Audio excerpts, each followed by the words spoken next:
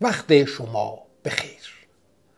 هفته گذشته قرار شد که از دوم پتروس فصل 2 دیسیپلین روحانی خودمون رو جلو ببریم. ولی جالب این که در این نامه پتروس بر مشکلی انگشت میذاره که امروز هم کلیسا رو اسیر خودش کرده: تعالیم غلط و معلمین دروغین. یکی از مهمترین کیفیت شاگردی مسیح عزیزانم این هستش که تعالیم نادرست رو از تعالیم درست تشخیص بدیم.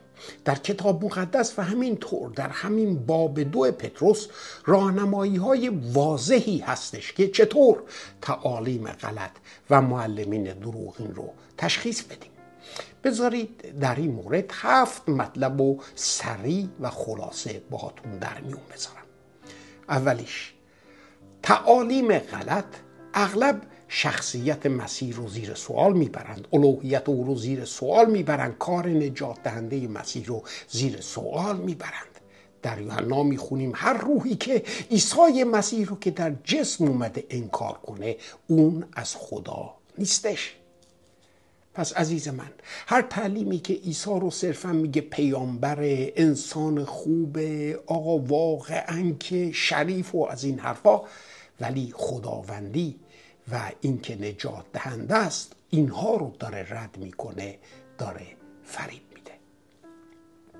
دومیش، تمرکز تعالیم غلط بر انسانه نه بر خدا. تعالیم غلط معمولاً خودمحورند، انسان محورند، روی رفاه استوارند، روی موفقیت، روی قدرت، و در مرکز این تعالیم خواسته های انسانی قرار داره. پولس در نامش به تیموتائوس اینطور می‌نویسه، میگه زیرا روزهایی میان که تعلیم صحیح رو مردم متحمل نخواهند شد، بلکه مطابق شهوات خود خارش گوشها داشته معلمان را بر خود فراهم خواهند آورد و گوشهای خود را از حقیقت برگردانیده به سوی افسانه ها خواهند گرایید. عزیز من، اگر پیامی فقط داره تو رو تشویق میکنه ولی تو رو به توبه، به فروتنی، به این جور چیزا دعوت نمیکنه، مراقب باش.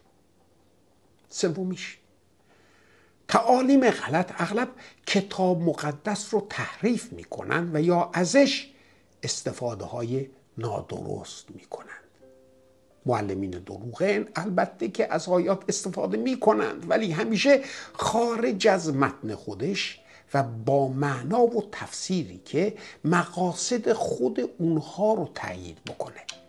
پتروس در رابطه با اونها میگه که اونها افرادی ناآگاهند، بی ثباتند و کلام خدا رو همانند سایر نوشته ها تحریف میکنند.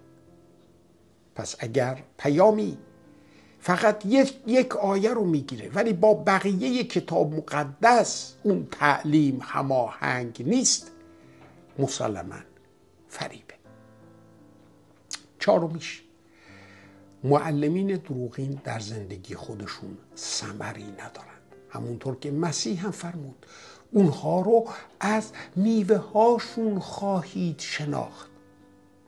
عزیزان من، زندگی یک معلم باید با کلامی که داره تعلیم میده مطابقت داشته باشه.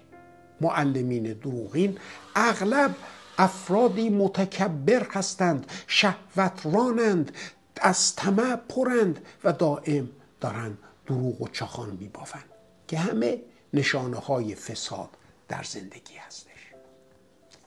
پنجم، تعالیم غلط اغلب صحبت از آزادی می کنند، وعده آزادی میدند ولی در عمل گناه رو نادیده می گیرند و یا یه جوری اونها رو توجیهش می کنند یا زیر فرش می ریزند. پتروس در مورد اونها چقدر خوب میگه که آزادی رو به انسانها وعده میدند ولی خودشان بندگان فسادند. برای همینم عزیزان، از تعلیماتی که گناه رو داره عادی یا بی اهمیت جلوه میده فرار بکنید. ششم، تعالیم غلط معمولاً باعث ایجاد انزوا میشن، باعث تمرد از رهبری کلیسا میشن یا باعث میشن که گروه‌های خاصی تشکیل بشه. یهودا در رساله خودش جدایی طلبی رو صفت مشخصه این افراد میدونه و میگه که چون روح ندارند خود را جدا میکنند. اگه تعلیمی داره تو رو از مشارکت با دیگر مؤمنین جدا میکنه، از مشارکت با شبانان و جماعت مسیحی جدا میکنه، مراقب باش.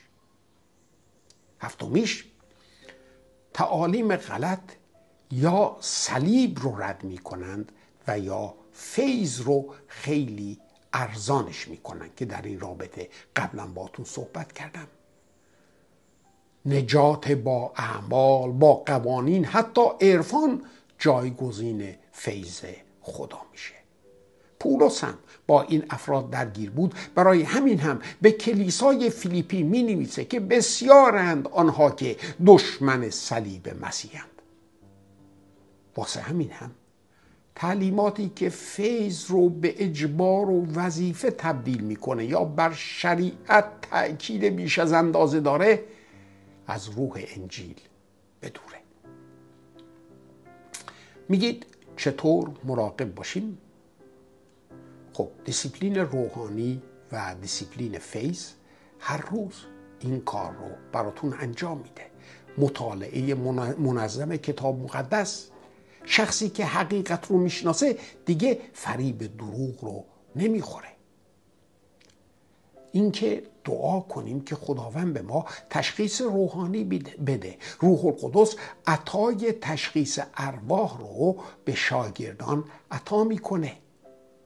اینکه بریم از رهبرانی که قابل اعتماد هستند بپرسیم، تفسیرهای درست رو از اونها جویا بشیم. و آخریش ثمرات و انگیزه ها رو نگاه کنیم. یه تعلیم چه ثمراتی داره میاره و انگیزه هایی که پشت این تعلیم هست چی هست؟ تعلیم صحیح محبت رو، فروتنی رو، حقیقت رو در پیام خودش داره. به دیسیپلین فیض ادامه بدیم.